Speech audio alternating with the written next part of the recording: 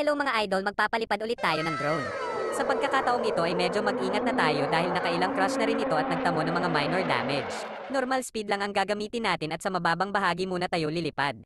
Sa ganitong paraan ay malalaman natin kung paano makokontrol ng tama ang drone at maiiwasan ang pagbangga sa matataas na puno. Iwasan lumapit sa mga dahon ng puno dahil hihinto o sasabit ang fan blade na siyang magiging dahilan ng pagbaksak ng drone. Ito po'y kaunting paalala lamang base sa ating karanasan. Ang paglipad ng drone na ito ay courtesy and cooperation of ABQ Farm International. Isa itong recreational farm and resort na pwedeng pagdausan ng anumang fun activities with the concern of ABQ management. The venue is good for nature lover taking photoshoots and picnics in the river. The construction is still in progress by the trusted developer. ABQ Farm is located at Sitio Marilag, Barangay Montecillo, Sariaya, Quezon.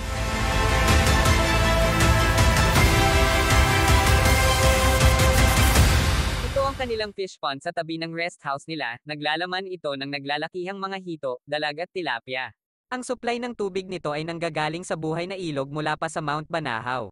Kaya siguradong fresh at matataba ang mga isda dito.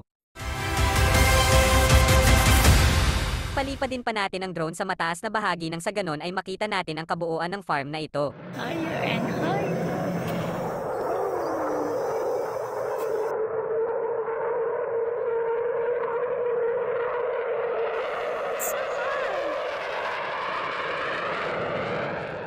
Mula sa itaas ay makikita ang kabuoang nasasakupan ng ABQ Farm. Tanaw dito ang plantasyon ng nyog, saging, mais at sari-sari pang mga puno.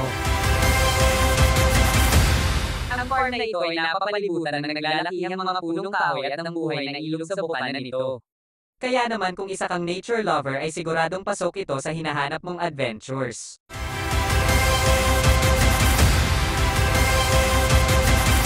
Tahimik na lugar, sariwang hangin at birding kapaligiran ang hatid sa'yo ng ABQ Farm International. Ang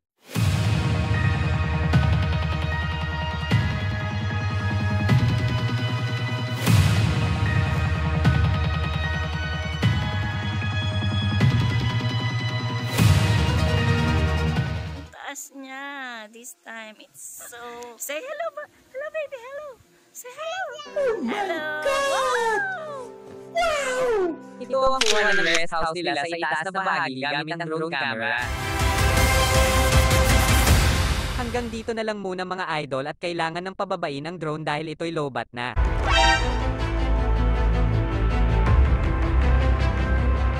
Ang pagpapababa ng drone ay kailangan ang ibayong ingat. Dapat ay mabagal lamang ang pagbaba nito at malayo sa mga puno upang maiwasan ang pagsabit sa mga sanga o dahon ng puno. You'll touch the ground now. You'll touch the ground now.